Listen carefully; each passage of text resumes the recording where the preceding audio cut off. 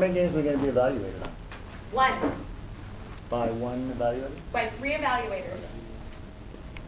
One for the boys and one for the girls. If you have to try out for both. You can't just, yeah. All right. Well, thank you all for being here, and thank you all for participating in the Academy. The fact that you guys are committed to improving your craft is really awesome. Because it's great, not just for you, but really because it's not about us, it's about the players that we serve. And so being able to get better so we can be better for those players, because every time we step on the court, that's the most important game.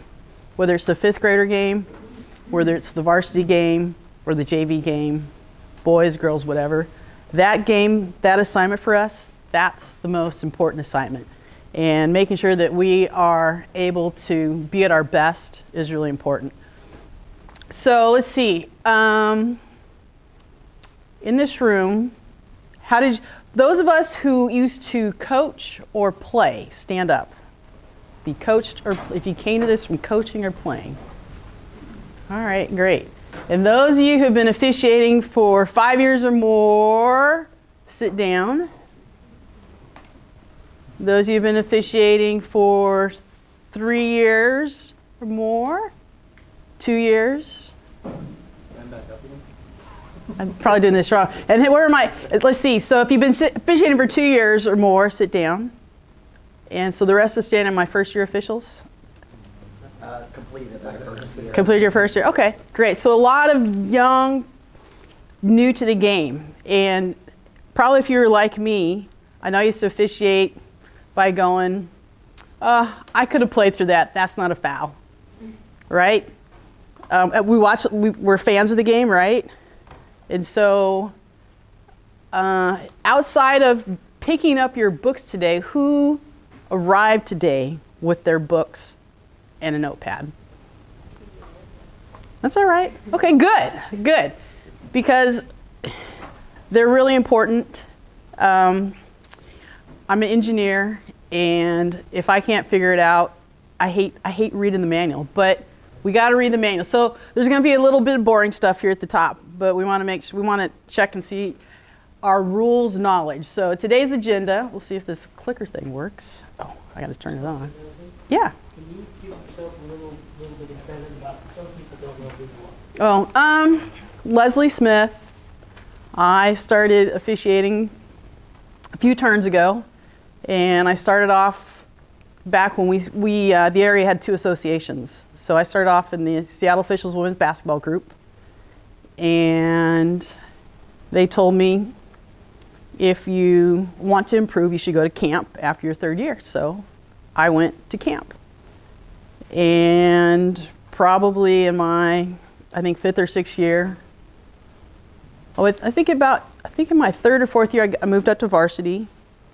And then about my 5th or 6th year, I got picked up to officiate college ball. And then I decided that I wanted to work boys basketball to help me with my college game. So I joined I did a transfer tryout for the PNBOA, and just kind of been reffing for a couple years. And I got roped into, I see some familiar faces that I saw, was it 2 weekends ago, when I was on the board of the SWB, Manuel Fernandez, who got up and spoke. And for those of you who don't know Manuel, you should listen to what he had to say today, because he does not like to be in the front of the room. And so the fact that he came to the front of the room to share that information, that should sit home with you. He meant what he said. And Stacy Brodzik were running a camp for the SWB, and I says, well, let me know if you need any help. And they're like, well, we need another person. I says, well, I'll try and find you somebody. And somehow I got roped in. So we've been running camps together for a long time. They've been through a few iterations to what they are now, referee basic training. So that's kind of a little blurb about me. I still work college, and so there's a disclaimer in here. So sometimes people get hung up on, well, that's a college clip. It's basketball. It's basketball, and we're looking at the clips for the content and the context of it. But there's some things that you should not follow with the college clips. Is You'll see some of the newer ones, we have different uniform, and some of our signals are different, so we don't want you to emulate those. But the concepts that we're going to be working on, there's a lot that we're going to use those clips to reinforce the concepts that we'll talk today. All right, so today's agenda, we're going to talk about legal guarding position. We're going to talk about ball handler, dribbler, screening, and then we'll see how well I did today with an assessment. So, legal guarding position. Who can? This will be participatory, and this is, you guys, this is a safe space because we want you to learn. And if you're like me, I always hated asking questions because I always thought I was going to get the answer wrong or it was a dumb question, and so I usually would wait till the professor's hour. So certainly you can do that, but feel free to ask those questions here. There are no dumb questions, truly, and if you get it wrong, that's okay. Because to me, the most important lessons are when you didn't get it right and learning what it should be. Those are the most powerful lessons. We talk about fail forward. So this is a safe space, and let's all lift each other up because, you know, this whole basketball thing, I've been doing it for a while, and it's still tough because the game moves, and you study these rules, and they go, oh, I can't believe you misapplied. They're complex. They're complex. So who can talk to me about what does it mean to guard somebody? 2 feet on the floor, inbounds, torso facing the offensive player to start. I think that would be what a legal guarding position would be. You're talking about But just what does it mean to guard somebody, Stephen? Placing your body in the path of the opponent. Okay, yeah, within 6 feet. it's part of it. Was it Joe? Do you have something to add? No. Okay, cool. So guarding. Yes, legally placing the body in the path of an offensive opponent. No minimum distance required. That's really important. Max distance is 6 feet to be considered closely guarded, and every player is entitled to a spot on the court as long as they get there first without illegally contacting an opponent. So how does one player obtain LGP? I think this is what you had here. Yeah. Both feet touching the playing court, torso facing the opponent. So these are all really basic in your rule book, but they're really, really, really important. Because if you look, the defender has so many things they need to do to be legal. So if we are officiating and recognizing the legality of them, then it makes it easier to officiate like a block charge call, right?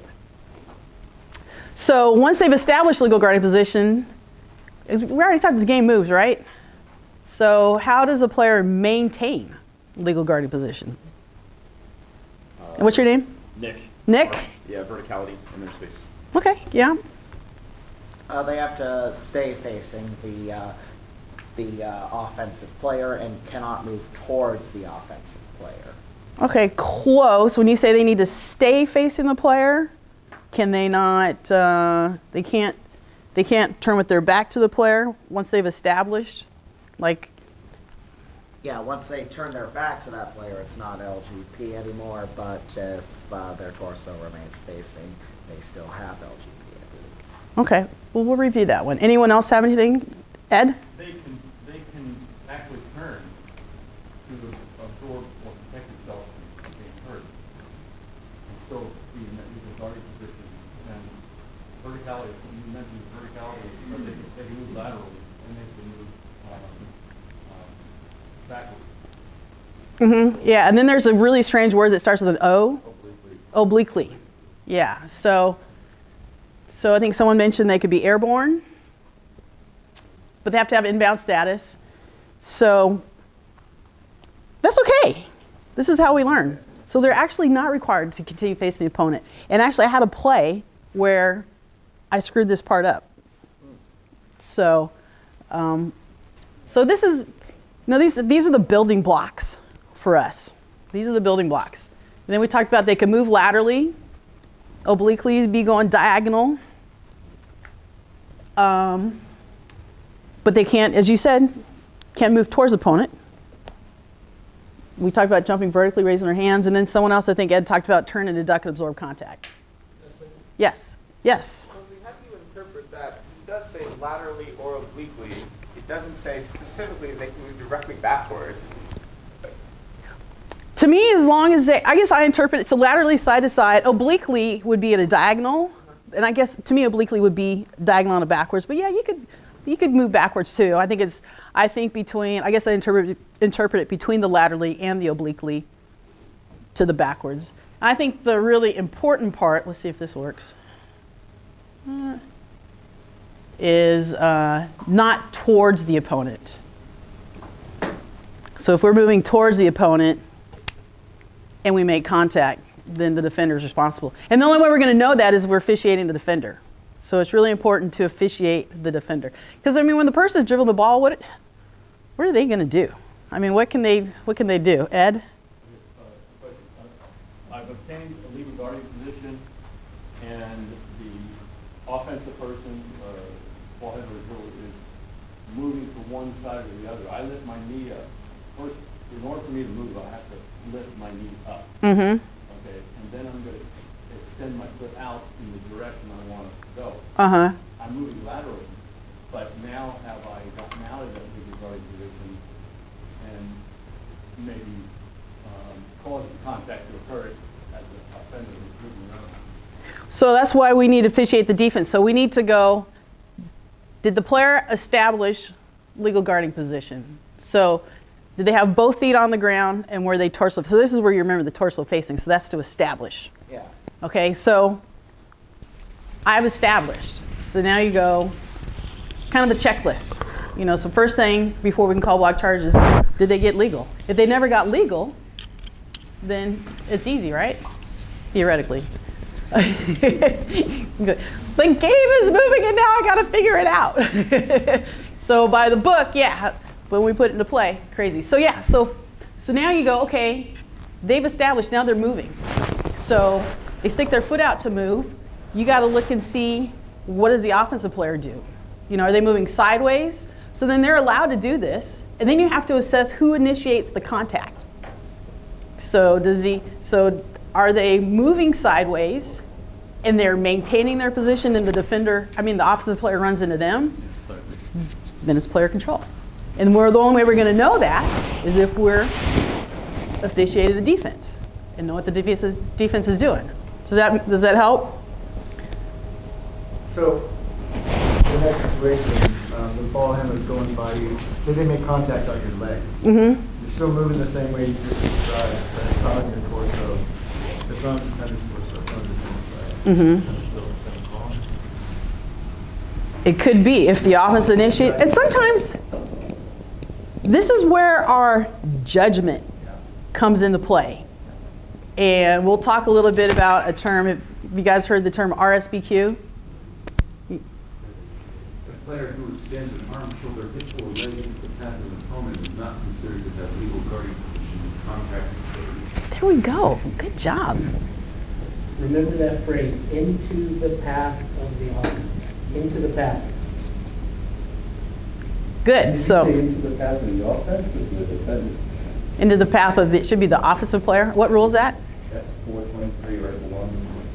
The player who extends an arm, shoulder, hip, or leg into the path of an opponent.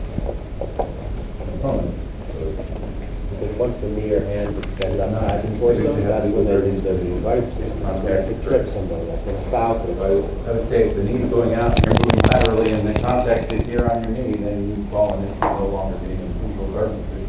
That's great. Perfect. 423-1. 420. See, even us old dogs can learn new tricks. Because as I said, I'm not in this, but I'm working on it. I'm working on it.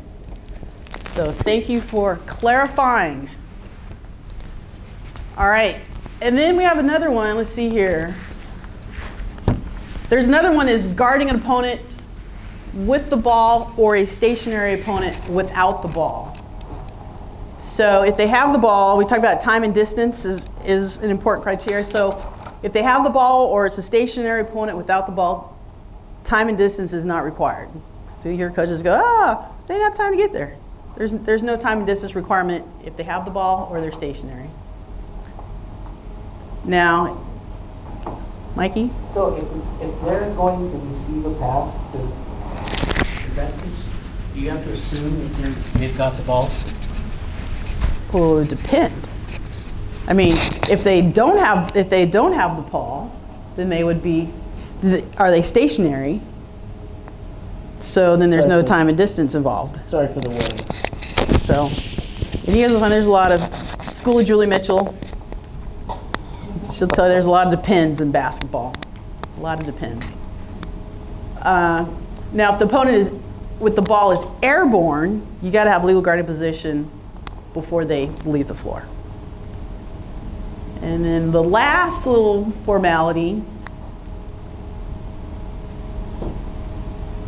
is how does a player guard a moving opponent without the ball? So this is the off ball work, and so when we're working off ball,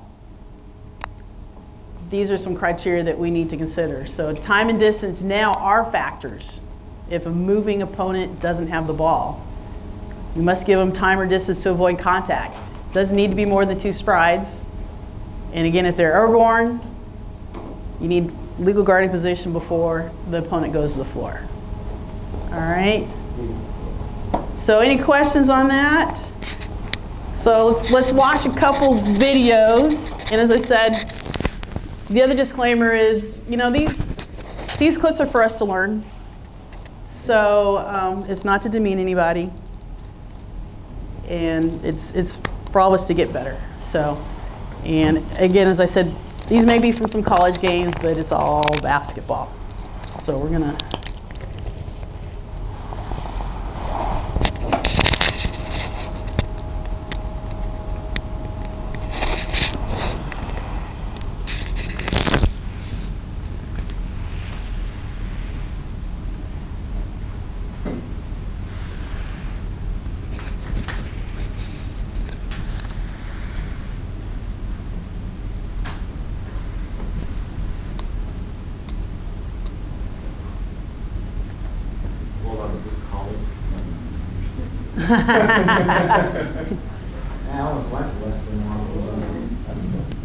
All right, so we're going to focus on the play here, and it'll play through a few times.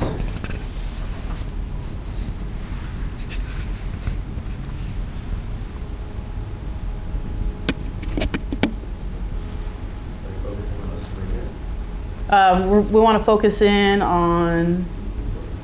Yeah, we're looking at legal guarding position, so we're going to look at this right here. Actually, is this one better?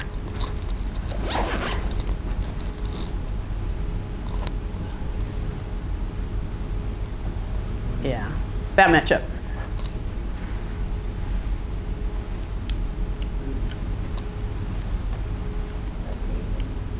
Yeah.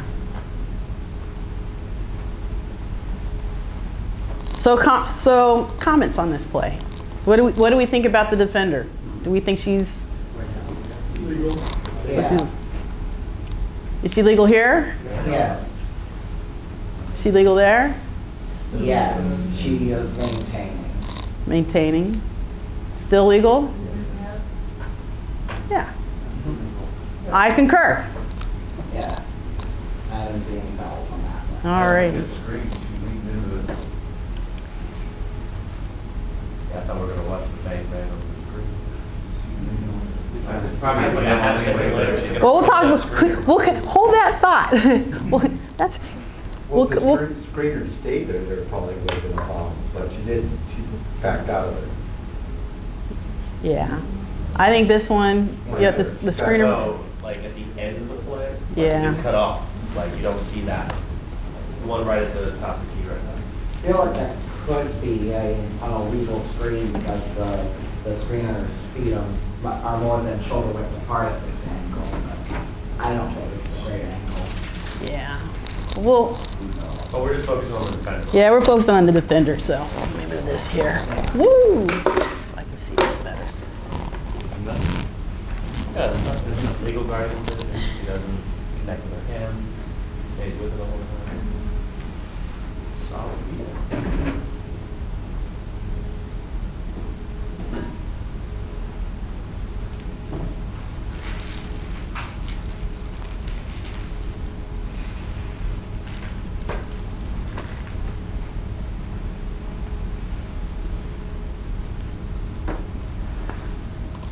All right, so same matchup. So we'll watch it a couple times.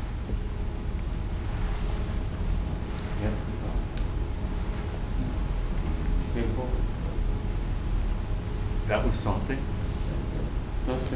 Yeah, those two It's things are almost looks like the identical. same thing. It looks like she came more forward into the contact. Yeah, so let's talk about this. May have shoved her a little bit in the back.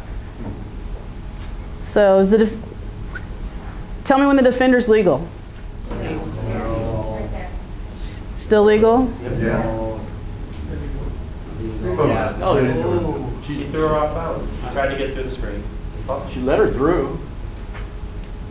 It was a good screen, it's just the defender had nowhere to go, so she went into the offense. So who? Well, if I was a coach, I would say that's not a good screen.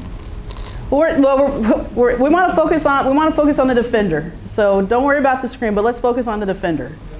So we said the defender's legal. I'd say she's great all the way up until the point where she throws her hips out and then. So- So tell me to stop when the defender, in your judgment, is no longer legal. Right there, right there. I think it's hard to see on the video, but she's coming at her forward with her hips. That's how she avoided the screen in the first place. I think it's really hard to see in the video, but with where the ref is in that position, you can A, feel it, and B, you can hear it.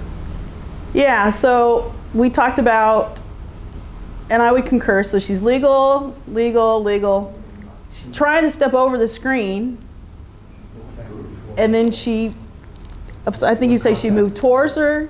She gets in the path, illegal gets in the path, as we read, what was it, 423.1?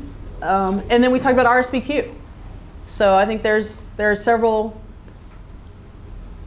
criteria that go, she did not maintain legal guarding position, so there's a foul. So you're saying No, we're not, we just, the defender, yeah. So again, I just want you to, don't focus on the screener, we just want to focus on the defender. So, yeah.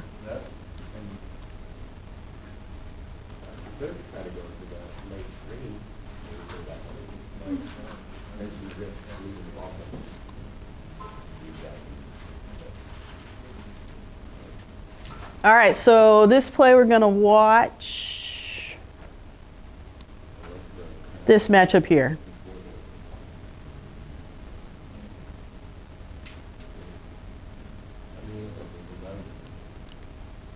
Oops. Oh, hang on. Oh.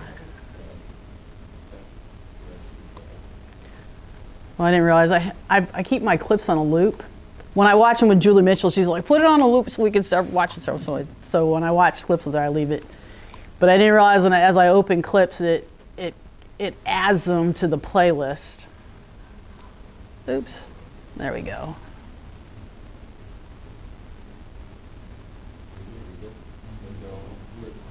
Yep.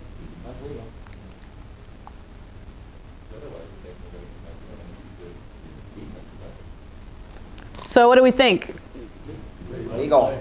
And what do we think about the contact? So I concur, defender maintains legality.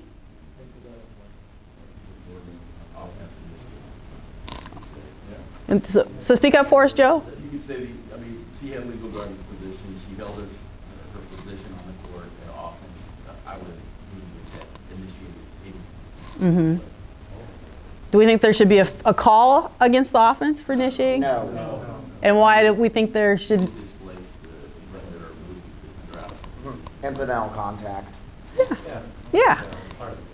It's part of the game. So she makes contact. The offensive player doesn't displace. Getting back up to when the initial, because somebody who's going to be technical could say, see how her torso's slightly forward. You know what I'm saying? I wouldn't still call it. Yeah, that's when I have a conversation with you at the timeout about getting the And here's the thing is, yeah, her torso may be a little bit forward, but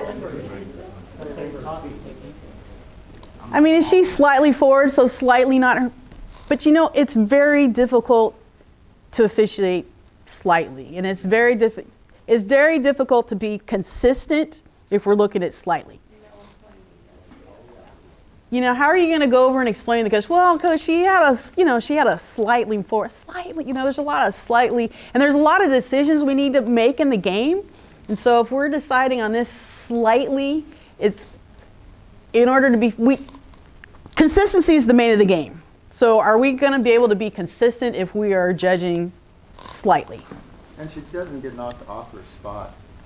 She doesn't displace her from the spot on the court. Mm-hmm. She doesn't go to and through the defender. Yeah. With that contact, kind of off the top a little bit. That contact, if the defender acts as if or goes down as if it was a charge, do you think that's enough contact to call a block? That's big thing. Here's what I'll tell you about a flop.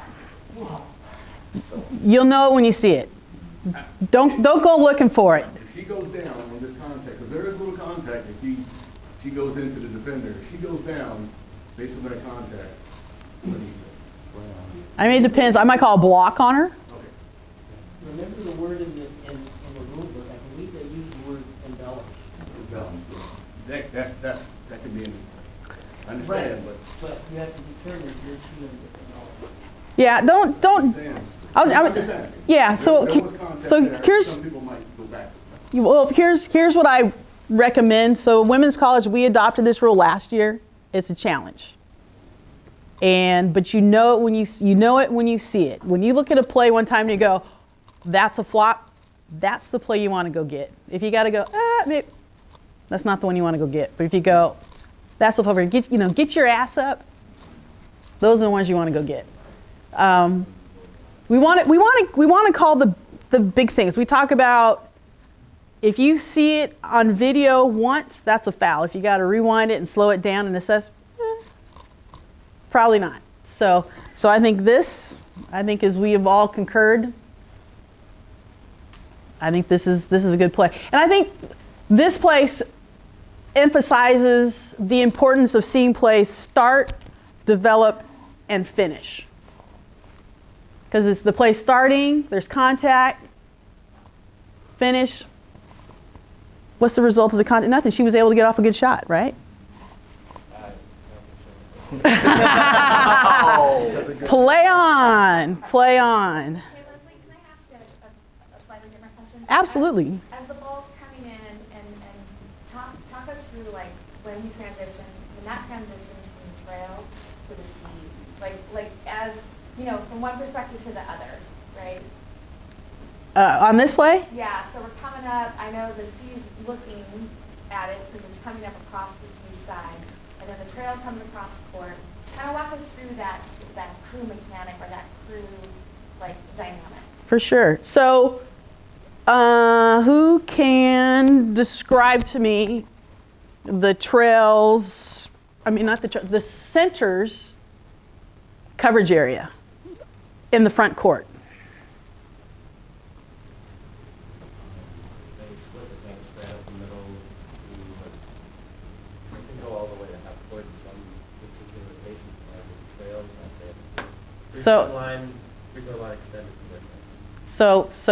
So, do I keep going? Okay. And also sideline to sideline. So we're talking front court. So this will be the center's primary in the front court. But yes, in the back court and in transition, the center is going to officiate sideline to sideline. So, but now that the ball is established, so we've established in the front court, whose primary is this now? That's still in the center's primary coverage area because it's on his half of the court, and the other two haven't established their positions yet. So would they still be in transition? So, well, now that they've established in the front court and you've got numbers up here, this is the centers. And because they're dribbling the ball, the center should just pick it up and the trail should leave it. Yeah. So in this one, it's more simple than probably. And everyone's in position, so it's kind of like, from Steve, don't run to your spot. Go with the play, looking, in, because the trail would have brought it up to the division line. Mm-hmm. And then I always think it's a good thing, like, 'cause I never knowing, like, I'm like, hey, we're looking at each other. You can totally see the C's picked it up, like the body language, Mm-hmm. the refs looking right at it. Mm-hmm. And that's always one where, like, when I was new, I was like, when does that happen? Yeah. Like, how do we, as a crew, like, talk to each other? And body language is one, count's another, but I always find that transition right there for me when I'm in the trail. Mhm. I have a hard time, like, getting energy with my crew. Yeah, and this would be a good thing to talk about because I'll tell you, as a trail, I'm gonna tell my center, it dribbles over and you've got it. Got it, yeah. And then, so what else should the center be looking at? So we know the center has ball, but what else is important to the center? Next match. So I'll be looking at who's their defender. So it's like, I got the ball, but okay, who's guarding her? And so this is where my eyes are gonna go. Is she going to defend her? And when, I gotta start walking through my checklist. Who's guarding her? Is she establishing legal guarding position, and now is she maintaining legal guarding position? Mikey? So back to Carla's question about when do we have that, when do we know when trail's picking it up or center's picking it up? When would you talk to your crew about that? Pre-game. And another thing to talk about is we can talk about it in pregame, and then if you're having challenges during the game, say, hey, what are you doing? I'm having a difficult time picking up when you pick up the ball as a center. At what point in time do you pick it up? So that's usually a question I ask. Yeah. I do think. And I'll come get you. Oh, sorry. No, go ahead. I do think that the center is going to need to be ready to rotate, however, because the lead should initiate a rotation if the ball settles down, because it's on the other side of the court from him. We want to be aware, but does the center need to leave a good position just because the lead is rotated over? No. Okay. But he should know that a rotation is likely. Yeah, so we want to have an awareness for sure. We want, because heard the term 10 and 2? Yeah. So we want to have our 10 and 2 going on, but just because the lead is rotated over, I'll be like, thank you, but I got a good look, so I'm going to stay right here. You had one, Randy? Number 21 there, Andy. So basically, the C's got the ball and got the matchups there at the half court. He's not going to see if 21 pushes white. Right. And that's going to have to be the lead's call, even though it's the C's primary. Yeah, it's a great observation. So where, in this play, where should the lead be headed to? What position? Yeah, so if they're getting it closed down, and the lead is probably officiated, not only these two, but probably these two, because these are competitive. And this is, we talk about what's going to hurt us. Well, it looks like the lead will be yeah. Yeah. One with them, and you've got the right turn. And I see the C picking up the other four. Yeah. Now, is this matchup competitive? Not yet. No. Not yet. Is this matchup competitive? Not yet. Not No, yet. not yet. So the center's probably got big, I've got the ball. This is probably what's going to hurt me. Now, let's talk about the trail, not in picture, but what do you think? What should the trail be picking up? Because the trail goes, okay, ball's over in the center's primary. What's the trail picking up? You've got the two players, on your side of the floor, right there. Yeah, I think this is a good opportunity for the trail to have wide eyes. Yeah. So scanning the whole court. This is their closest, and so probably it's not competitive, but having wide eyes and seeing how the play is going to develop, and how might I be able to. We talk about officiating what our partners can't see. So this is a good opportunity for the trail. I talk about having my 80-inch TV. Yeah, what could happen next on this play? Right now, what could happen What could happen next? Dropping to 5, passing 5 in the game. Yeah, Right now, I post coming over, getting ready to set a screen. There could be a pass to 23. 23's got a layup, but they don't. Yeah, and 23 is, the lead can't see 23 because she's directly behind the lead. So the trail would have to pick up that matchup if a pass went over 23. Yep. Yep, so she could drive, one of these guys, 5 could come down and set a screen, or this girl could come and set a screen. So, The lead right now is the goal line close down. Trail goes one zone over. well, trail's gonna come, where's the trail gonna come to? So they're gonna come, I think it's right here, because this is where the bench is. Knock the coach over, yes. Done that. Concussed one. But that's a story for another day. All right. We can come, I have more, but let's get back to our regularly scheduled programming. Because the mics had a lot on my plate today. All right. Let's talk about, what am I? All right. Who can be a ball handler dribbler? Let's talk a little bit ball handler dribbler. Now that we know about legal guarding position. That's the ball. Yep. They can be the post player. And they can be post player. Perfect.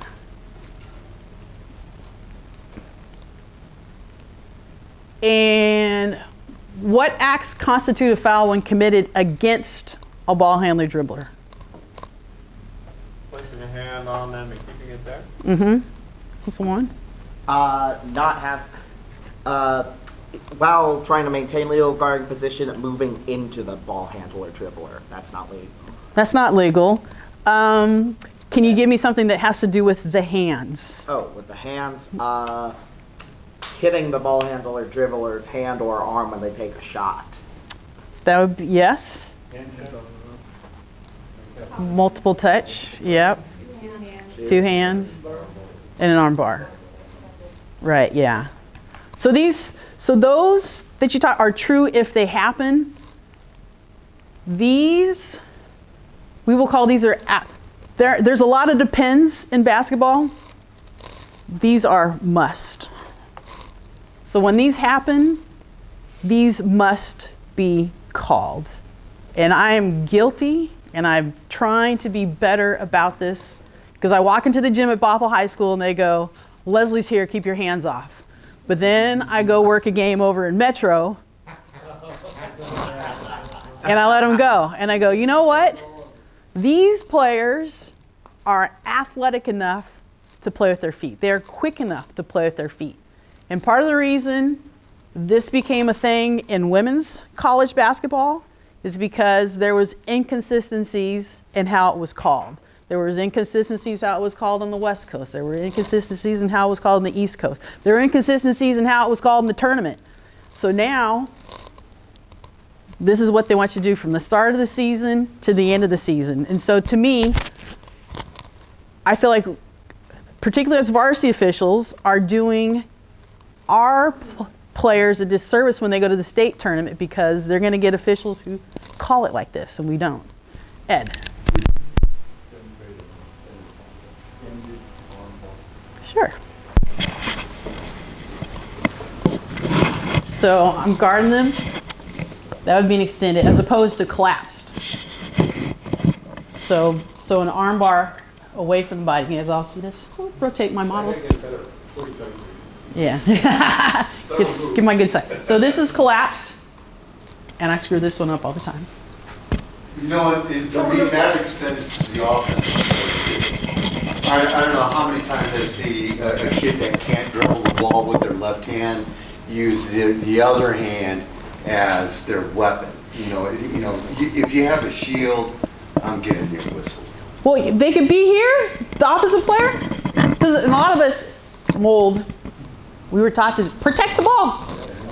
Protect the ball, Yeah. But if they extend, if they extend and displace, then yes, that's a foul. I think we tend to miss the arm bar in the post. The NBA PNBA, this is the automatic defensive position. You have balls received into the post, you stack up with an arm bar on their back. That is not a legal guarding position in high school basketball. It is And not. we don't call that enough. And that's why I put up there in the post, because I screwed up in high school, because in college it's different. I'm a post guy, so it So, drives me but- crazy to have somebody's arm in the small of my back. Yeah. And So you're 1,000% right, and I need to be better about calling in post. So when I talked about my pregame, high school pregame, I was like, okay, a post player is a ball handler dribbler, and so we got to remember that. And you know what? Players want to play, right? They'll adjust. So whoever initiates contact with the armbar is going to be called on a foul. Well, so typically these are for the defender, but if the ball handler dribbler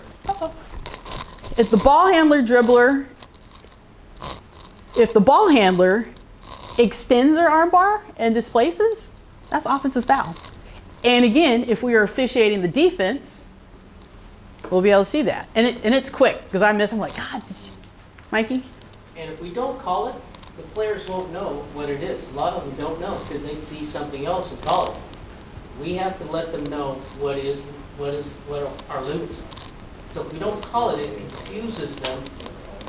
See where I'm going with that? Yeah. Yeah, it doesn't, they didn't get an advantage. The rule is no armbar. Tryla? I'm just saying you're more likely to see with an offensive player at the lower level games than a defensive player. You're much more likely to see with You get it at the upper level games. Yeah. We have time, I'll show you one where I got a call from the I got a lot of clips from the supervisor because I didn't do so well. So, Tryla? Just really quick, something I struggle with. So on ball, defenders beat. Offensive players go into the basket and they put that stayed hand, right? And I'm like, I'm always like, and like, should I called it before and called off the drive? And can you help? Like, what would you? Because I know that's it's not really a judgment call. That's supposed to be the foul. But Yeah, it's supposed to be. And when they go to the basket, if we got to get quick, otherwise, let them get to the hole. yeah. Now, Your and then advice if you're is going to to call it, real quick. yeah, Okay. yeah, as soon as you can, call it. Certainly, where we get in trouble, yours truly included, is we go, they're gone. Let them get to the hole and see what they can do, because clearly it didn't hold them up. So that's the importance of getting it early. And so if we can get it from the 28-foot line to the 28-foot line, that's kind of one of those I forget it, out of the lane area calls. Now, if they're going to the lane area, they go, do not call a hand check when they're going to the hole. Call a hold or push. It's not a hand check. So a hand check happens from the 28-foot line, outside the 28-foot line. And then sometimes I'm ignoring the hand check because clearly offense is an open chance when the defense is behind them. So like the time is do you guys want to call some like sensitively? I mean, it's like open chance, but we don't know if they're gonna make or not. But I feel I give the if we for the foul, I give an advantage for the defense. So sometimes I'm just confused with ignore or just calling. Yeah, and that's the point of trying to get it early, and then we don't have those decisions to make. And I'll show you a play where. And it usually happens to me is when I don't call the first hand check call, I have bigger decisions to make. One time I had a whole cluster that wound up in a play where I should have had a technical foul. So if I just called the ball handler dribbler, and actually if I'd been in position, that's another. So I want to try and get it early because then we got decisions to make because it's like they're beat, and then they're going away and there's a hand in their back. So is that really doing anything? So then it becomes kind of a judgment play and not the absolutes. Does that make sense? Yeah. So is there another question? All right, what's the legal thing with their hands that a defender can do with their hands? Touch them one time. Touch them one time. Touch them one time. Measure up. Measure up or the hot stove. Touch them one time. And so and this is another, again, let them touch, and I'm guilty. I'll probably let them touch twice, and I'm like, okay, third time, let it be obvious. Because, that's going to piss you off. And then, because then what happens is you get people slapping hands away, right? Again, bigger stuff that you got to officiate. If we just called the simple hand check. All right, how much is too much? So remember, RSBQ is not a consideration in any of this.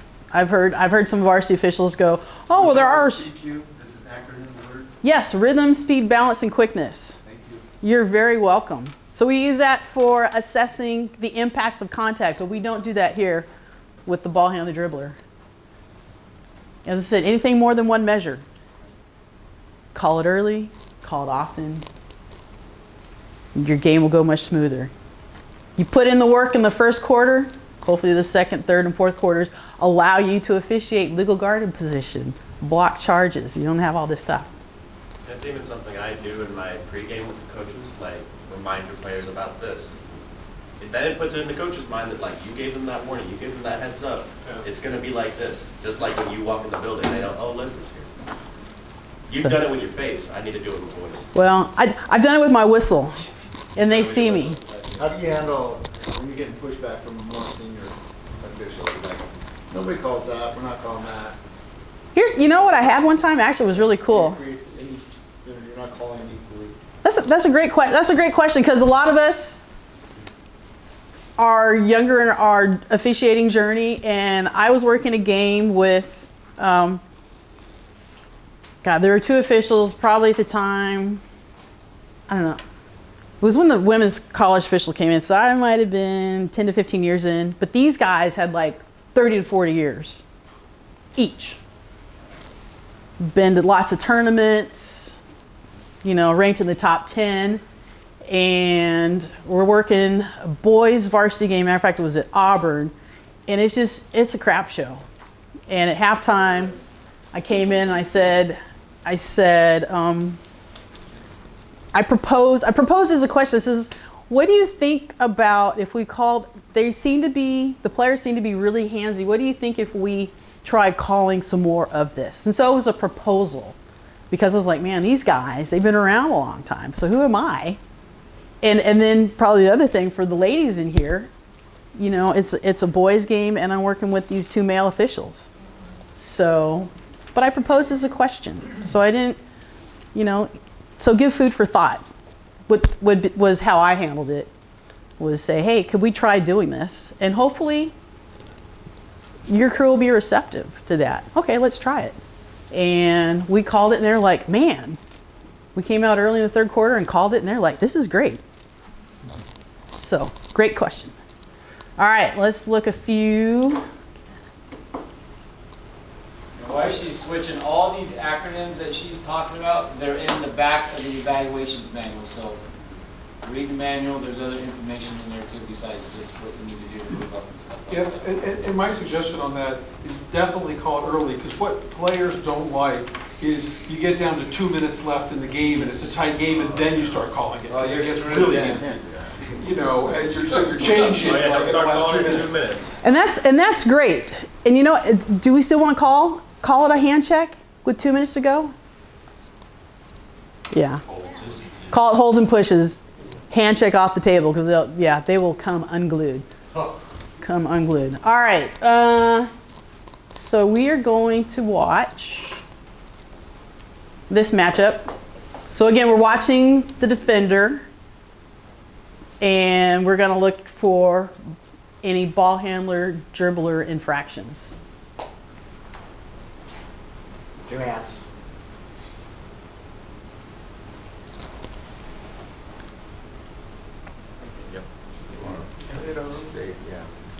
Yep. That's that beat defender. Mm-hmm. Yes. And that's a lot of times what happens is they get defeat. Yeah, and they're like, wait, come back. Come here. 2 hands on. So, yes. So. But just call it quick. Just call it, yeah. I mean, and certainly, let's go back here. We'll play again. She's taken 2 dribbles. So she's been given an opportunity. And actually, we'll slow it down a little bit.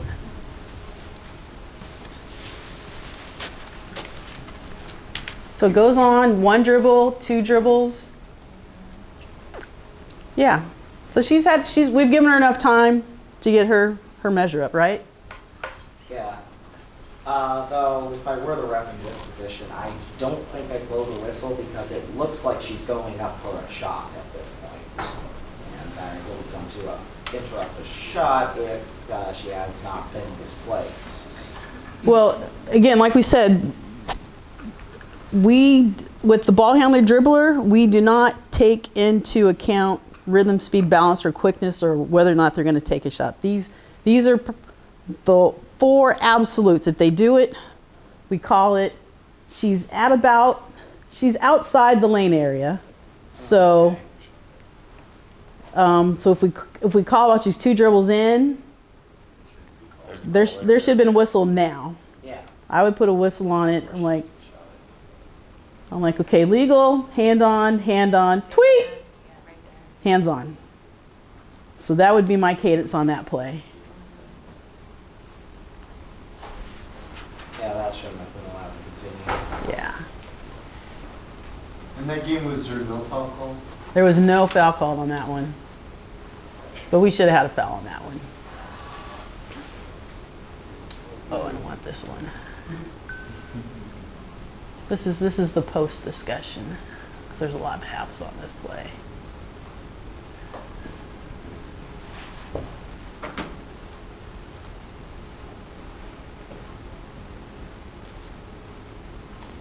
Let's see here. Oh, so as it comes into view, this is gonna be the play we'll look at. Swap hands.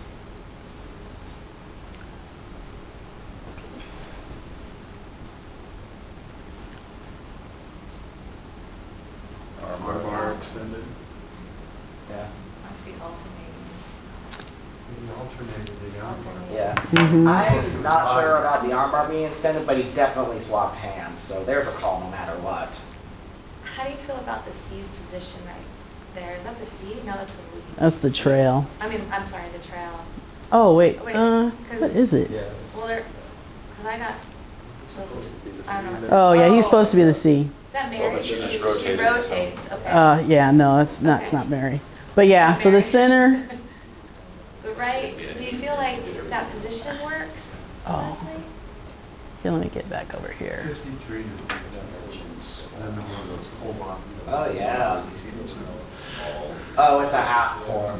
It's a side court game here. Well, it's the main gym split. So this is courtesy of, this is back when our camp was called Ref School 101.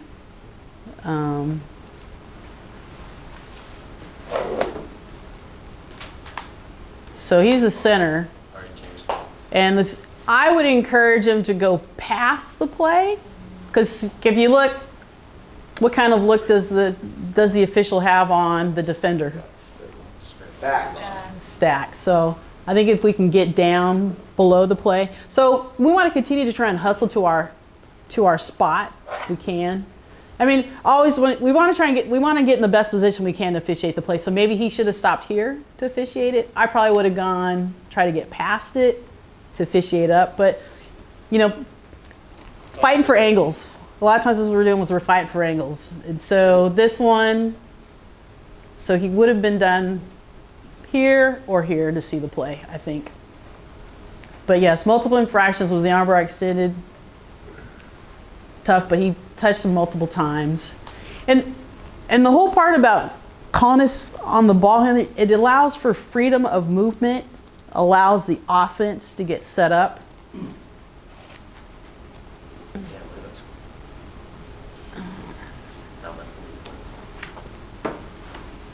Are you getting paid by Phillips, Leslie? Sure looks like you do. I know. It does put the roof on mine. Commercial endorsement. Puts the roof. She was an engineer for Phillips. Oh, I don't want that one. That's the old school one. It's a misappropriation of corporate. All right. So we're gonna watch the play here.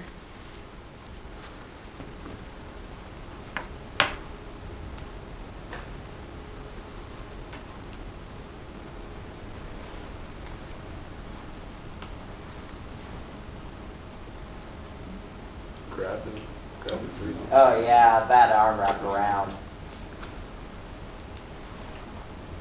Yeah, so what do we think about the defender's position here? Is he legal? Yes. Yep. Legal? Yes. Legal? Yes. Now he's fouling. Yep. So let's take it a step further. So let's look at the trail official. Where might the trail official go to get in a better position to see the play? Further down between the ball handler, dribbler, and the defender from this angle. Yeah, so I probably would try and get up here because they've slowed up here. Hustle and get to the spot to see the play. Because this is what's important. This is the thing that's going to hurt us. Right here. And it's all on the trail official. I should say it's one of the things. I'm looking at this bad screen here. But, you know, for the trail official, this is their primary. So let's hustle down and get in position to see this play. And we may need to move with them. We don't want to grow as the game moves, so we as officials, we need to move too. Some of you have heard my analogy, so I'm a geek. And I go, the offensive player is 1 point on a triangle, the defensive player is another point in the triangle, and I'm the third. And as long as I maintain that, I maintain an open look with them. So that's another way to look at it. All right, now this is why you need to call the foul early.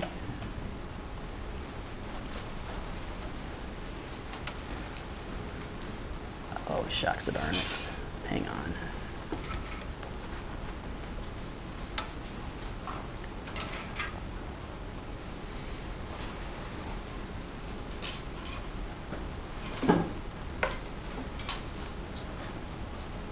So the initial play will be here, and then things will come over here, and then it'll come over here.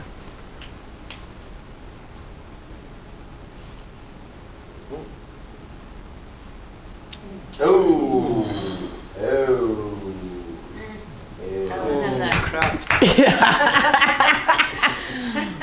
Yes. You got that in the push right there.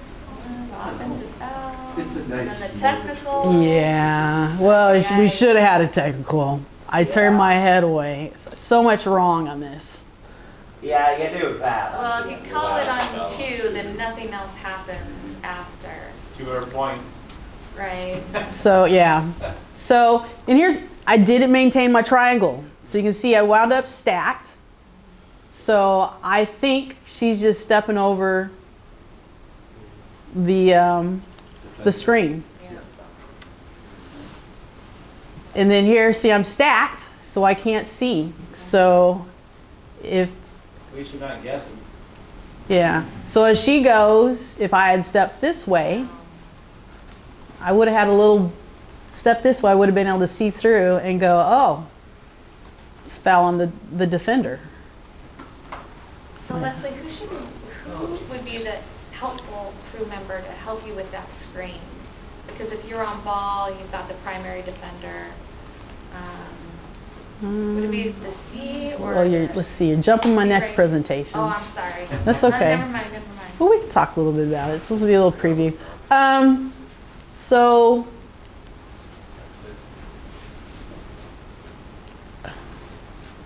for me, I guess I'm aware that the screen is there, but certainly you can't always see what's going on in the back. So we look at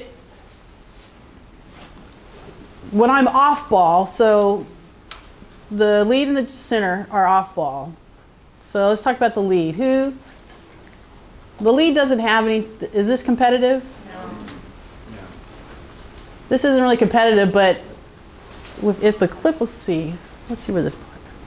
Yeah, it's too bad the clip isn't longer. So we really don't have anything competitive. We want to expand our primary. So the lead might be taking a look, acknowledging that there's a screen up here. The center, this is competitive for them, but they can certainly have wide eyes and see what's going on. Oh, lost him.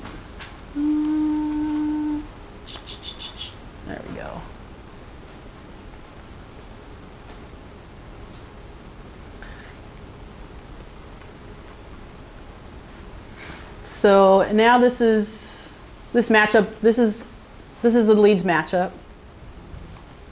So hopefully, I think the lead can be taking a look at this, but it's certainly going to be hard to tell if she's set up too wide or not, or if she moves. The center might be able to help out a little bit on this backside. I probably could do better, to step down, because I'm not even at the home position. I didn't even get to the 28-foot mark.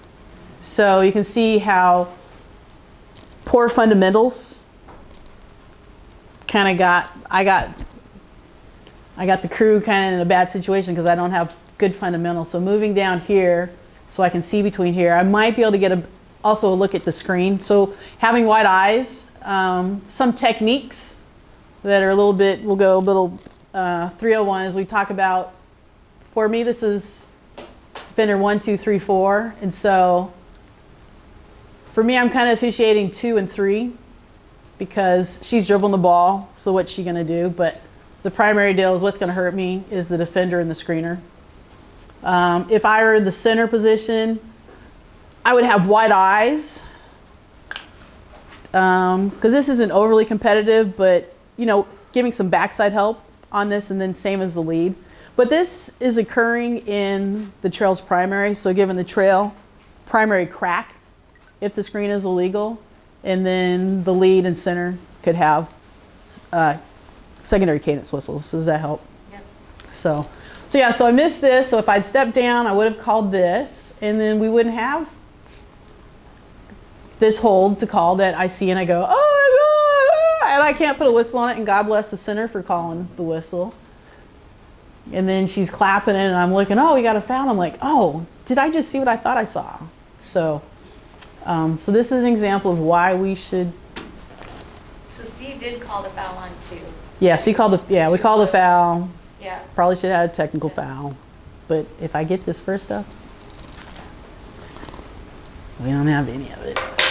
So now, since we're talking about screens, let's chat a little bit about screens.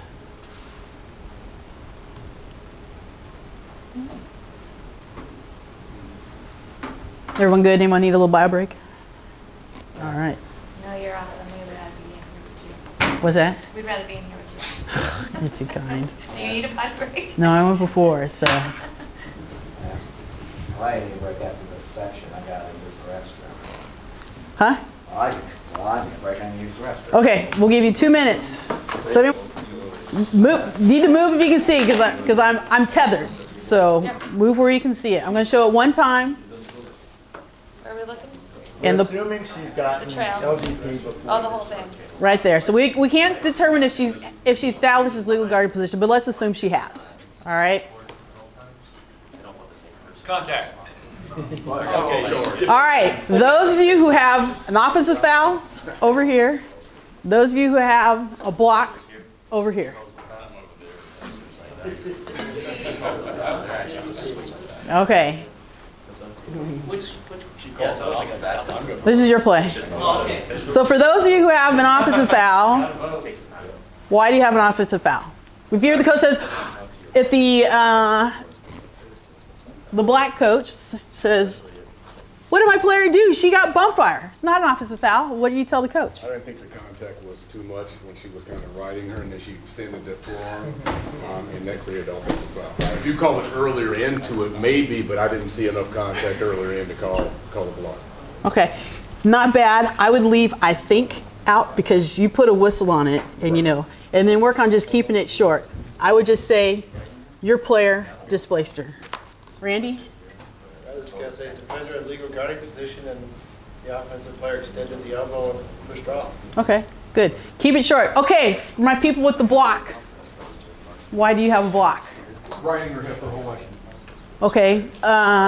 If you have two people trying to run down the court with contact, riding hip like that, somebody's going to fall. And, So I would tell the players past her. And would that be what you tell the coach? Hey, why'd you call a block on my player? She got pushed off. Okay, good. Keep it short. So you can see the room split on this, on what it should be. But what's great is, yes, this play needs a whistle. Know why you called it. Be able to explain to the coach why you had it. The other thing I might tell the coach is, tough play, coach, and move on. Because it was a tough, I says, tough play, needed a whistle. Out. So, good job. You should see the end of this play. We'll show that in a couple of weeks. Okay, well, it comes by.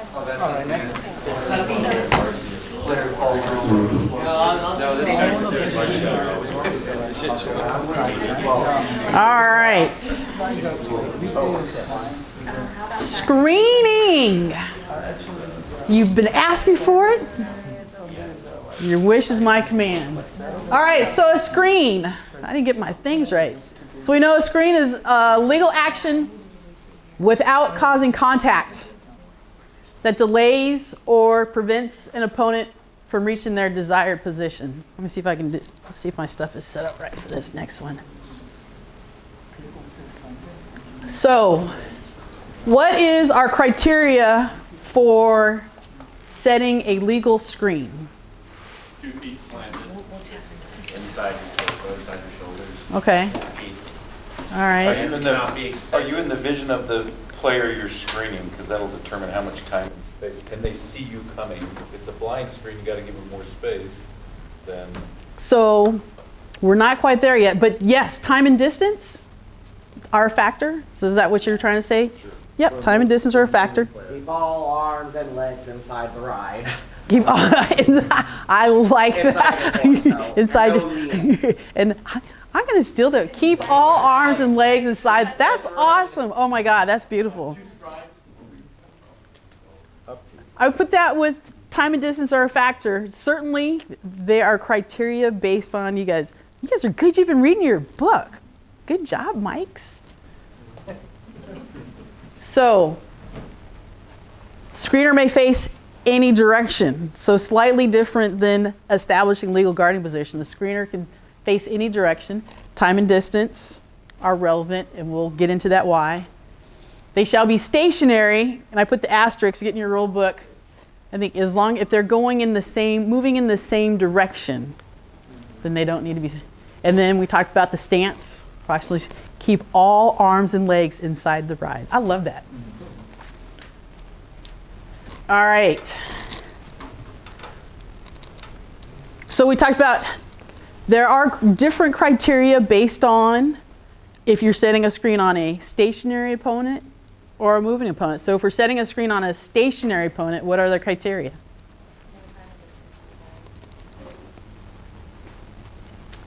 No distance With one caveat. Small little caveat. Has to do with contact. No illegal contact. Not touching. You actually can't make contact. Yeah. All the way up to, but no touching. Yes. So within the visual field, you may be anywhere short of contact. So that would be, you can see me here. The one I used to struggle with was on this, here on the side. Because, peripheral vision, right? So this would still be as opposed to the back screen. Would this be in visual contact? No. All right. So what's the criteria for not within the visual field? One step. Oh, one step. One step. On a stationary. On a stationary opponent. Very good. You guys are awesome. There you go. All right. Now what if the ride is taken off and the ride is now moving? What's the criteria on a moving opponent? Yeah. Time and distance are required. And how much time and distance is that? 2 steps? Based on how avoided without, but not more than. What was that? Enough time to avoid the speed. Yeah. If you come into them, that's not enough time. So enough time and distance. Told by other camps, 1 to 2 steps for that defender to get around. Yeah. I think, let's see. I think it says not more than 2 steps. It was late when I was doing this. I think. Yes. So this is when our, again, judgment comes into play. Is there enough You have to assess, is there enough time and distance to avoid contact? The speed of the player to the screen will determine where the screener may take a stationary position. The position will vary in maybe 1 to 2 normal steps or strides from the opponent. Yeah, and this has been a struggle area for me. So as they say, we'll watch some play. As Penny says, we'll watch some plays. Like the NBA, when they set a screen, it's like setting up in the front court. The point guard just runs the defender, and he had no idea the screen was there. He's allowed to do that. It just doesn't look great. Oh yeah, you love the ones where the guy's been there for forever, and they go shoo, and they're like, oh, it's illegal. I was like, nope.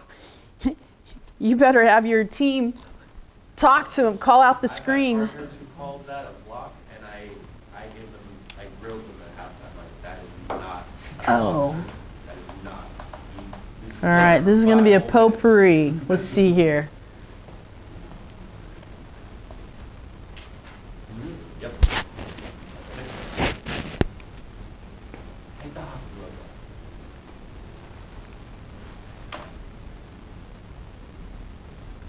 So Yeah. let's talk about Time the and distance violation, not the actual given. violation. Like, so are you saying there that it was time and distance don't matter in this case, except if it's a blind? You can't see that screen coming out of the peripheral vision. I mean, that's the violation, right, on the offense? Well, see, time and distance are always a factor, but it just depends on what they're doing. So let's go back. So, oops, let me get the right. So, screeners come in and set. So this opponent is, are they stationary or are they moving? Stationary. They're moving. Now they're moving. Oh, yeah. Got me. All right, so because they're moving, and let's say they're moving, are they within the visual field? No. Okay, so then they probably need not more than 2 steps. So, and then what does the screener need to do to establish a legal screening position? Stationary and shoulder width. Hands and feet. Okay, so tell me to stop when the screener gets stationary. Never. Nope. Yeah. So there we go, illegal screen, right? Because she never got stationary. So you go, hey, but she was never stationary. Actually, my question is not screen. I mean, the primary is a secondary defender make the screen. So is it your? It have to be your call, right? Wouldn't it? You know, this is an area of intersection, right? Because we said, so I'm the trail. So the trail has this area, right? Yeah. And then the C picks up right here. So we call these areas of intersection. And so at areas of intersection, there's a higher chance that you'll get a double whistle. Because when we look at this, we go, whose primary is the ball in now? Center. And then what should the trails come at the court, and what do you think the trail should be checking out? Match up on the trail side, both the one down in the 3-point area and the one over there. But she is. So is this competitive? No. Is this competitive? No, but she should still be looking at. Yeah. So I have exactly. So I have wide eyes, kind of what Mikey talked about. What's gonna come next? What's gonna come next? So having wide eyes to see the whole play, and I go, oh, she's coming up to set a screen. And sometimes you come to know some of these offenses, what they're doing, and I go, oh, she's coming to set a screen. This still isn't competitive, so let me.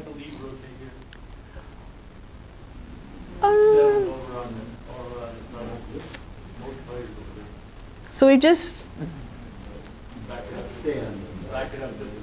Yeah, I'm gonna back it up. Right there. Yeah. I don't think that's. I think the lead needs to be at close down and assessing. Because she's still up high. The post is trying to figure out what to do. I think I think if this were early in the game, I might be an issue, because those who work with me, I go early and often early because I'm terrible at rotations.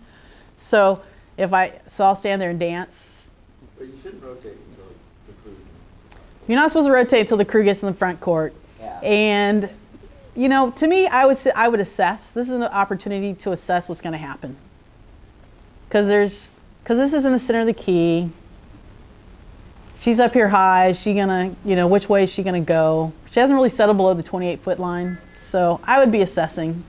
Yeah, it is early in the game though. I believe NCAA is 10-minute quarters in moments, so Yeah, we're so just past halfway through the first quarter. So it's still early. So you can see the leads here at close down assessing.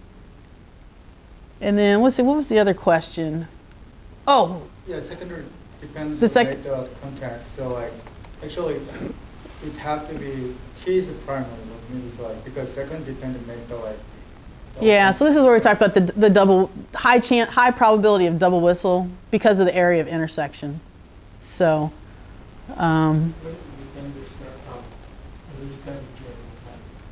think it's a T coverage area is come to the defense. So like I thought that primary had to be T, wasn't it? So I want to just make sure who the primary was. Right. So the defender comes from kind of the leads of sorts. This comes the leads.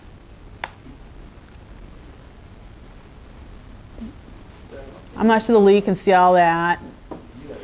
Trail and C both have good look. Trail and C both have good looks at this. So, like I said, it's kind of area intersection. Do you have a whistle? Yeah, yeah, we both have whistles. You can see he's punching. Don't follow the signals. It was good. Now, what is good is you notice we both recognized that we had a whistle. So I shouldn't have dropped. I should have stayed with it. Were you in trail? I was trail, yeah. And I should have kept my arm up. But we communicated, and I was like, you take it. You're closer to the better. So.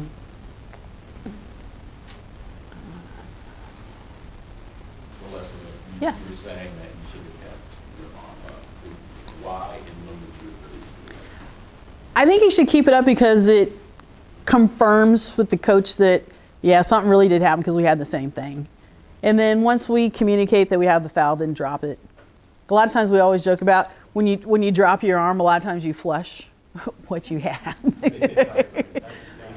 So, let's see here. I don't know what this is. I didn't preview all these. Well, this would be a good one to talk about. So, okay, so of course the madness happens in here. So let's go back and let's talk about, so one's gonna come set the screen. So she's setting a screen on a stationary or moving opponent. Moving.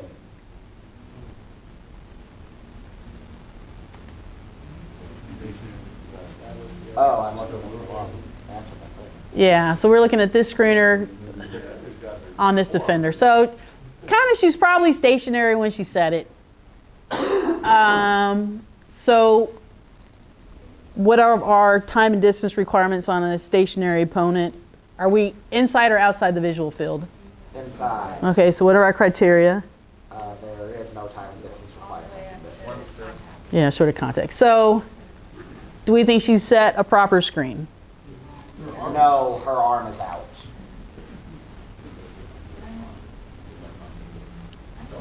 Yeah.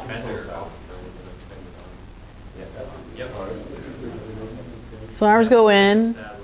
So we think that's pretty good. So she's probably bracing for contact. So we still think this is a legal screen.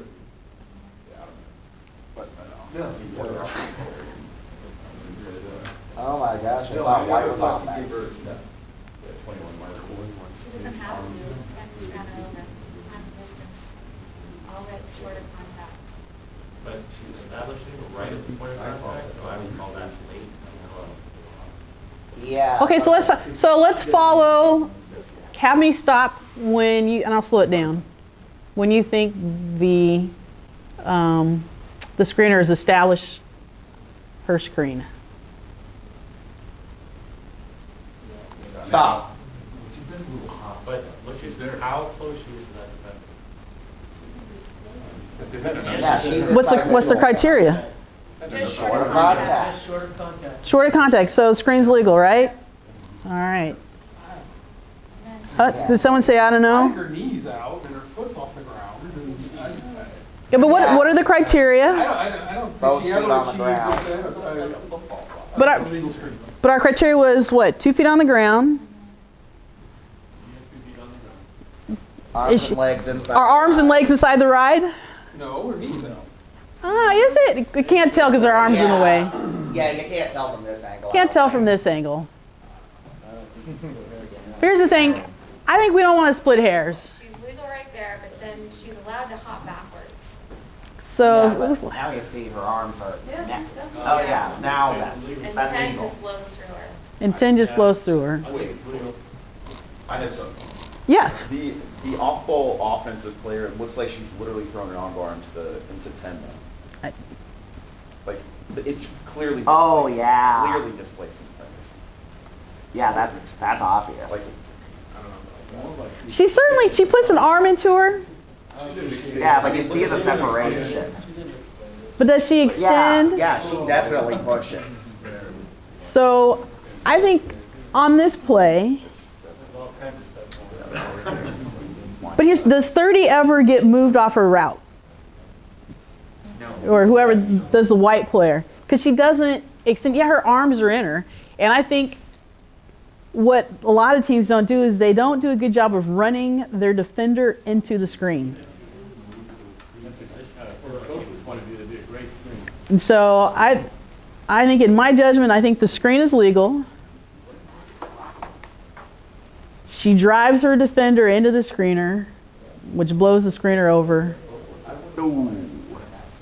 Either way, that looks painful for everyone. So, yeah, this is a tough play.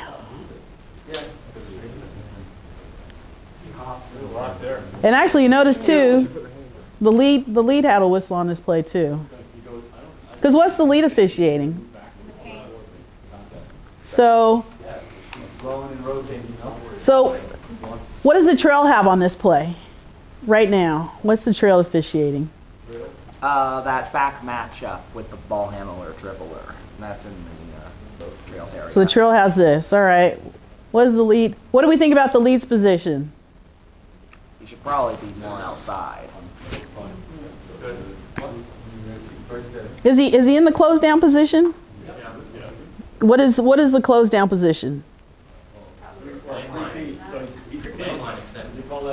Yeah, he's more pinched. So he really, if he's going to be closed down, he's probably better off being here. So fundamentals, right? What do we think about the center's position? I'd say like one step backward. What's the center officiating? What are The matchup right next to her, as well as the one over there near the free throw corner. And right now, she's stacked against the closest. Yeah. So where do we think the center might move to get a better look? A step towards backcourt. Yeah. So, all right. So now as the play goes on, oh shoot. All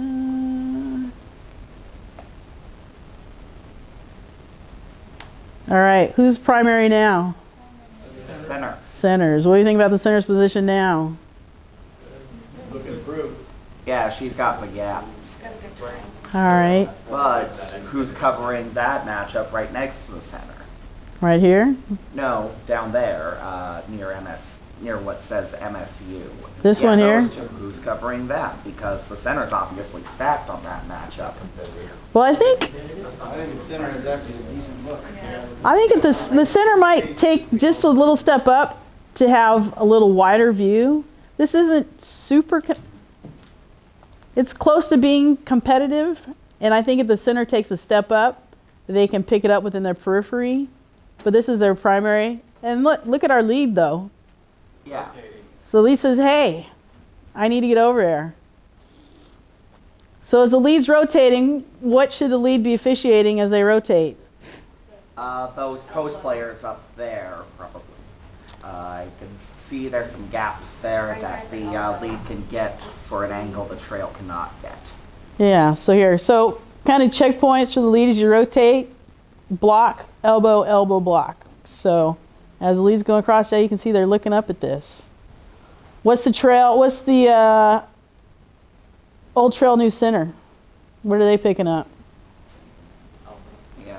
Yeah. That same mosh pit of players, and also seeing if the matchup over near the other sideline gets competitive. But is this competitive now? No. No. What's probably going to hurt us? That mosh pit. Yes, the mosh pit. Actually, I wonder if the leads should really roll like that. Oh, yeah. What? Well, he was coming strong side because they're competitive, because it's settled. He's probably thinking she's setting a screen. She's coming over here to get the ball, so he wants to get here, but he's doing what he's supposed to, officiating where I'm coming from. So he's officiating this stuff here.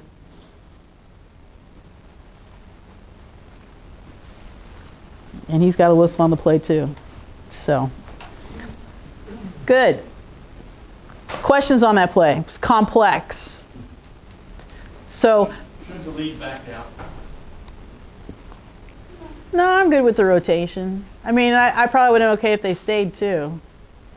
But he rotated and he was officiating from where he came from. So I thought that was That was a good double whistle too. that was good. Yeah. Both kept their arms up. Yep. You look like you looked over. You got it, Leslie. Oh, this is a good one.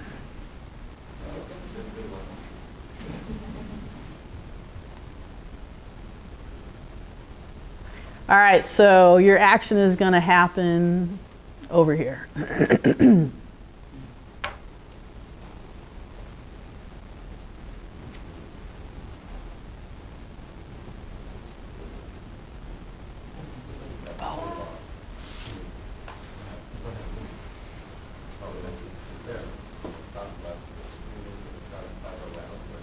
Do you guys see it?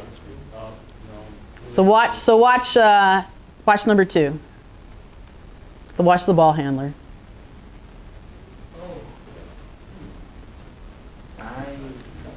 No, she doesn't get That's a bad screen.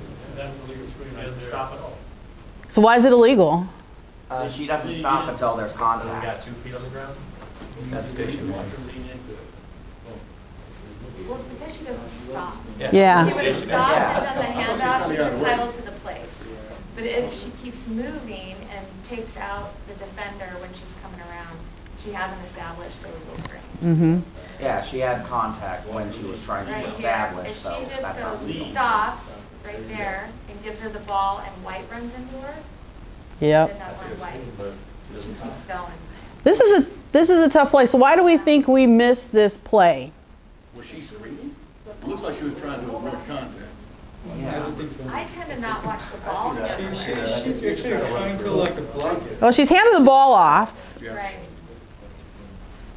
So she's.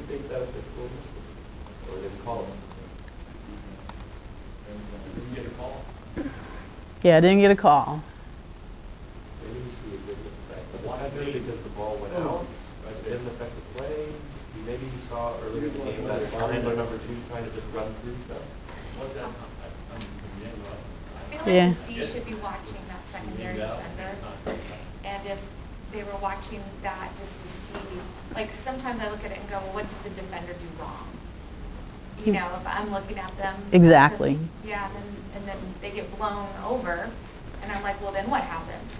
Yeah. So this is a tough play because the center pretty much is on an island. They're all by themselves. And what we've learned about this play is we get focused on the ball. So we're focused on the ball. So the ball handlers beat her defender. So this is her defender. who she's beat.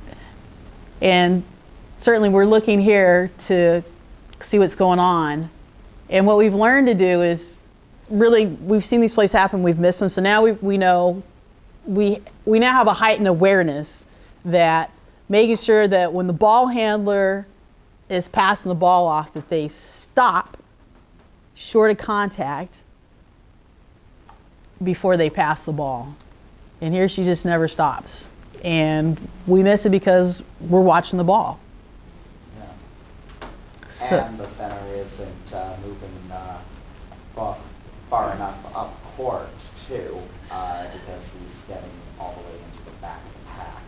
If he wasn't What? blocking on the ball, he would have probably got it. well, I think, what do we think about the center's position now? It's good now. Yeah, and I think it's good because, and what's the center got? Number 5, Yeah, He's got all this action here. yeah. So we'll go back. What do we think about the leads position then? I would be pinching, would you recommend anticipating the switch, right, the rotation, because could they just go with the ball? Yeah. Like the lead, here I'd be going. Yeah, I think the lead is late to kind of move. Yeah, but I think the center should have moved closer to front court at the end of that, like there. Well, I think he's got a cluster coming. So this is where video is so important. Is really, we've learned from this type of play, from someone having it blow up in their face and they go, oh my God, look at this. So now we've learned to anticipate this type of play, and we're ready to officiate and make sure that when the ball handler is coming over, that they stop. Got a question, Joe? So the trail, they had, I mean, what I would think was a great look on all that activity. Would it have been okay for the trail to come across and pick that up? I thought it was far for me. Okay. So, and I went, ooh, that was a miss. And that'd be one to talk about, like, hey, did you see that?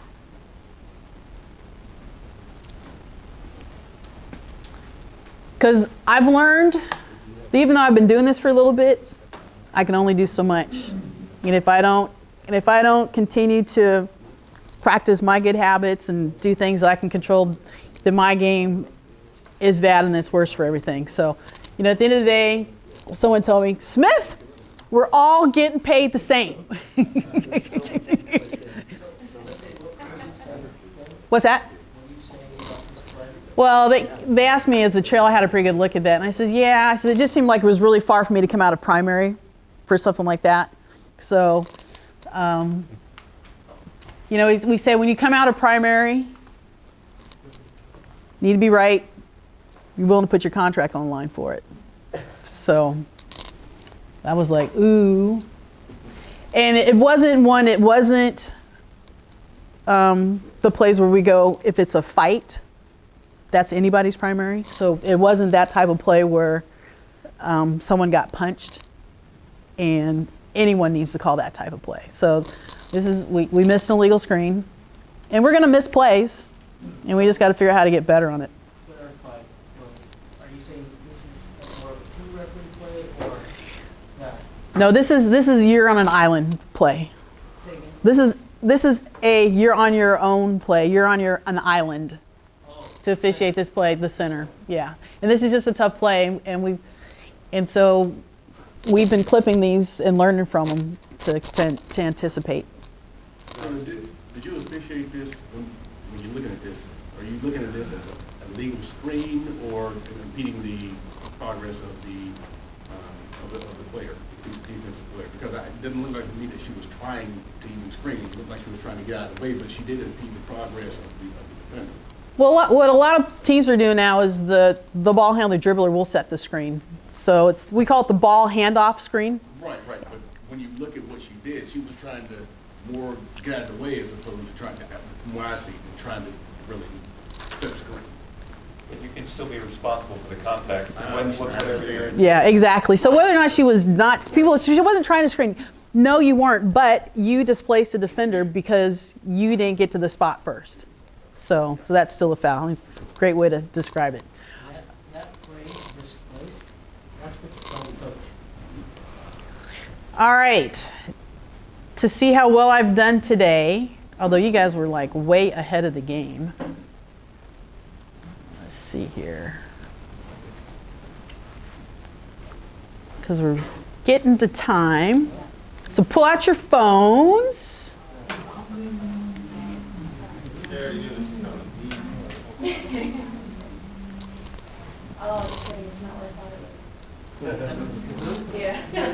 Well, you know, I was going to do Kahoot. You shut up. I love Kahoot. I pulled it up. My free membership only is allowed for 10 participants. No. And I was like, well, I think, There's 10. I was like, I think the PNBOA has one, but when it's, you know, 12:30 in the morning, who do you call? Ghostbusters. So who worked Tuesday? Everybody in? Last Tuesday? Yeah. Last Tuesday? Who worked Thursday? So I thought Tuesday was okay, Wednesday was way better. And I think this time of year is really tough to appreciate because they've been playing AAU ball all summer. So a lot of these things like, we're just here for the 23 bucks. So I told everybody Thursday, our theme for this academy is going to be, we're going to beat the AAU out of them.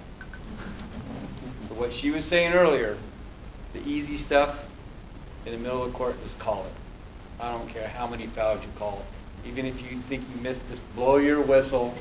We'll take you off. We can discuss it. Whatever we got to do, just blow your whistle.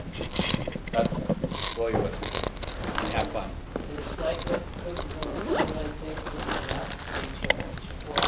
We're all here to learn. No, so we had one game on Tuesday where there was 5 technicals. 5 technicals. Wow. Woo, I hate that I missed that. I'm going to be there. I didn't know you guys started this Tuesday. Because we don't take care of businesses in the first 5 minutes. Did anybody get tossed out? I don't think anybody got tossed. They were close. But if we're like, let's just say in the first 2 minutes, we're just taking care of business. The last 2 minutes, it's cake.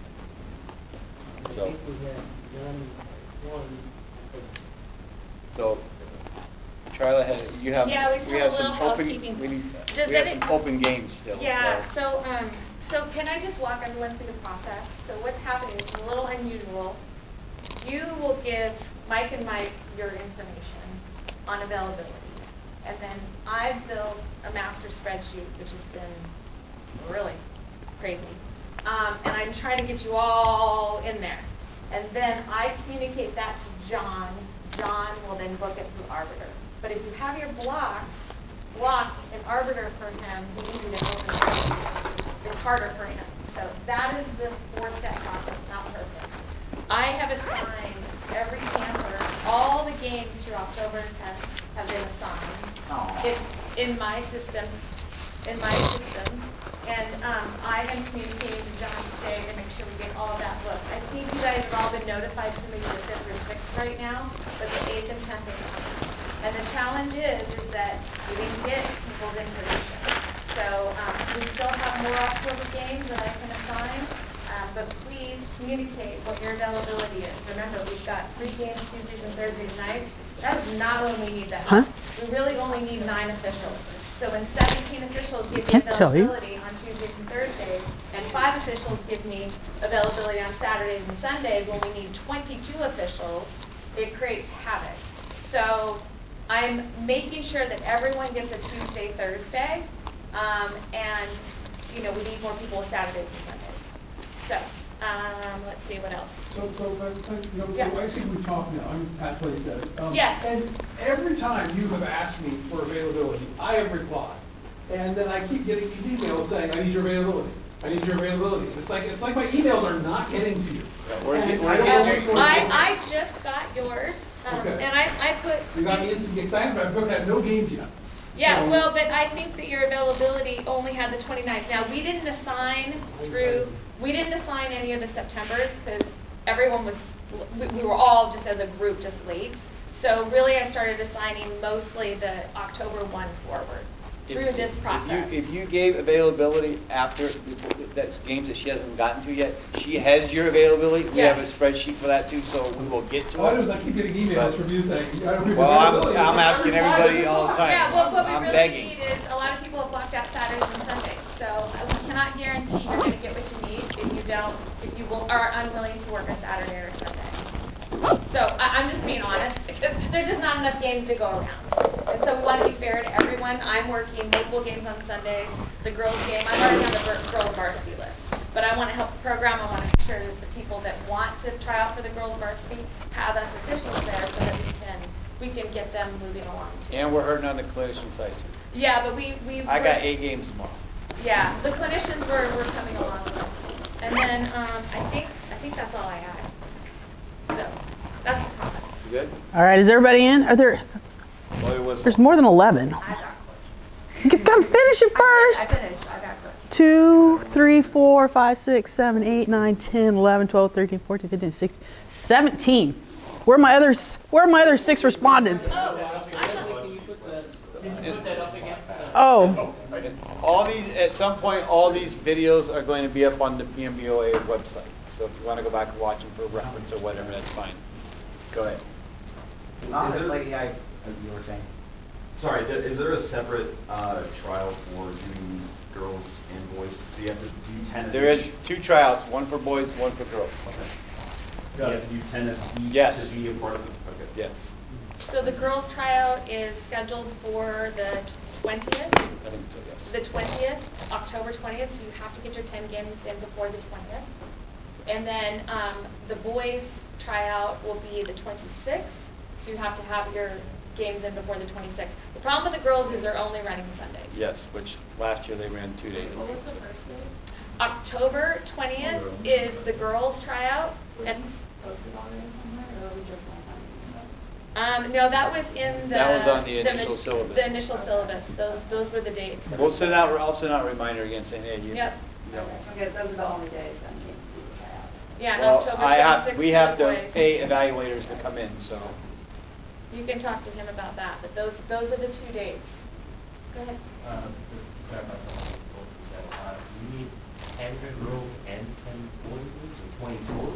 Yes. Yes, if you want to try out for the boys list, it's 10 games. If you want to try out for the girls list, it's 10 games. Or you can just do one. You don't have to do both. That's up to you. Yeah, you don't have to try out for both. You can just try out for one or the other.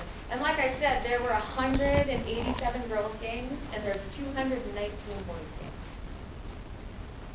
So I think getting 10 should be very, very doable. You know, and we are doing, I'm trying to really do blocks of 3, because you guys will be on the court with, there'll be 3 of us, and then you'll have a clinician on the court, and then a clinician off court, and you're rotating in and out. And so it's not like you're running 3 games, you know, because you're going off and on and off and on, so it shouldn't be too, you know. No, it's not very stressful. In terms of the physicality, for me, it was more of the brain situation, right? Yeah, But at your tryout, you'll be on the court with 3 people, You won't be rotating out. and it'll be a regular game. And then Mike and Mike have got the paid evaluators that are going to come do the evaluation, and then they will evaluate it from there. Is there the evaluation form, is that the same one that's in the manual? Yes. So the manual's posted, it's 15 pages. I highlighted for you guys the ROVOAO page. Just focus on that. It's page 5, page 6, page 7 and 8, and then there's a bunch of glossary stuff to, you know, with all the acronyms. And the manual's on the website. It is. Under PNBOA. Yes. And then the very last page is the evaluation, the new evaluation. So when you do, for an evaluation for a trial, you need 20 games boys, 20 games girls. You need 10 games 10 girls games girls. and 10 games boys. And I've got some people that like, where's Matt? I'm not even in here. I mean, I've loaded him up because he gave me Saturdays and Sundays. He's going to get 35 games, 40 games, because he's available Saturdays and Sundays.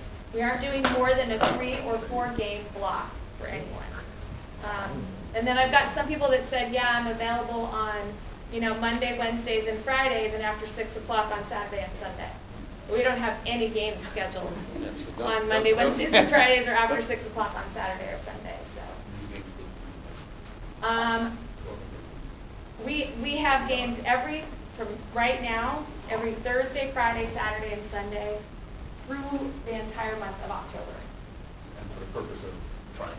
Yeah, all of them are there, but I want you to know I have assigned everyone through the 10th because John is about ready to eat my lunch. Well, hey, because I got 2 minutes. Where's number 17? Is everybody in? Did I count around? Well, it's me. I don't think I counted you. So, all right, we've done pretty good here. The absolutes when committed by the defense. So remember, hot stove is okay. So that is allowable. They get the measure up. They get one hand, but everything else after that. So may a player be airborne when establishing legal guarding position? No, that is correct. So remember, once they establish legal guarding position, then they can jump and all that, but they got to establish legal guarding position first. Can a post player be a ball handler dribbler? Yes. We will always remember our post. What's your name again? Greg. Greg. That's. But this came back and said I missed the question. Oh, really? Yeah. Well, I know, but no, it said incorrect on that, but I answered the idiot that wrote the program not grading it right, right? No. In obtaining an initial screening position, are time and distance relevant? So actually, this is a good one. So there's some confusion here. So this is great. So let's talk about this because we want to be on the same. We want to make sure we're on the same page. So why the maybes and the no? Because as we established, if it was just like we talked about, up to contact. Mm-hmm. So that's when time, I guess technically time and distance does matter. Is the person but, moving? Yeah, are they moving or stationary? Well, I think it really, in a way it depends, but in all situations, time and distance means something. So if they're stationary, then there is a time and distance factor because there really isn't. You just need to be short of contact. If they're moving, there's more time and distance. So probably yes. So maybe it was a confusing question. So just make sure we're all on the same page. So yes, time and distance is different depending on the type of screening situation it is. So maybe the question was not very good. I don't write test questions for a living. Bad teacher. So good. It's good we understand that. What direction must the screener face when setting a legal screen? Yes. So they can face any direction. They can be torso facing, they can face beside you, they can have their back to you. So really choosing all of them is the correct answer. May a player have their back to opponent when establishing legal guarding position? No. Because what are the two components in establishing legal guarding position? Torso facing the opponent, both feet on the ground. There we go. Great. And in maintaining legal, I said LPG. Legal guarding position, what is defender allowed to do? So they can move laterally, obliquely. Actually, they are not. It's okay if they do not continue to face their. Yeah, like that's a very confusing question. You're right. How to face their opponent, they don't have to. That is good. You are correct. And no, they may not jump forwards. Huh? Which ones? They aren't. Okay, so this is another problem. So I may have written this wrong. So I wanted to say, what is a defender allowed to do? So yes, they are allowed to move.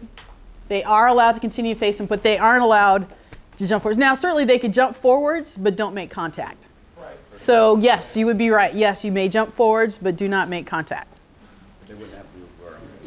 So they's established, but yeah. Yeah, I believe in that case, legal guarding position is lost and then reestablished. Yeah. So any other questions for me? And you know, if you have questions along the way, feel free to